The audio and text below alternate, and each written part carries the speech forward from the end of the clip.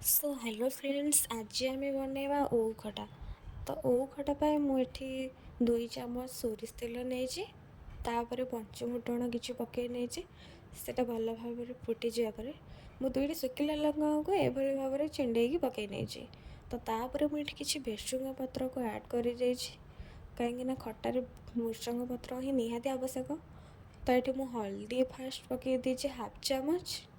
हल्दी गुंड पकई सारा पर मुझे बाटी रखि अदा रसुण पियाजर पेस्ट किसी पकई नहीं, जोटा कि फास्ट आम खटा करने पूर्वर ये भाव में किसी मसला को कषिकी खटारे बनइबा।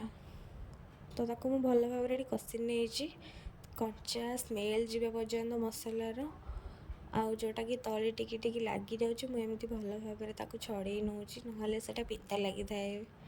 तो मुझे 1 चामच काश्मीर रेड चिली ऐड करी आउ हाफ चामच किसी रेड चिली गुंड मु ऐड करी सल्ट पकई नहीं। आ मुझे ओ को प्रेसर रे गोटे व्हिसल दबा जाए सिझे नहीं, बेसी ताको सिझेनी ना से फिटीज। हल्दी लुण पकईकी मुझे सिझे नहीं पकई नहीं। आउ ये सोरिषर पानी बेसर पानी मुझे ऐड कर कहीं खटारे तो बेसर पानी निहाती आवश्यक। खटा नहीं तो बेसर पानी भल लगी थाए। तो तापर मुझे गुड़ ऐड करी जोटा कि देखा बहुत बढ़िया लगे आ खाइबा बहुत भल लगे। गुड़ पर मुझे भी चीनी ऐड करी।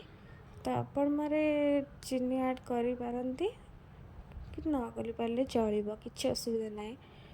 किंतु मुझे चीनी पकई नहीं जेहेतु अल्प गुड़ मुझे पकई देछि। केवल गुड़ पकई यार फ्लेवर भल आसो, कलर बढ़िया आसो, देखा बहुत सुंदर लगे।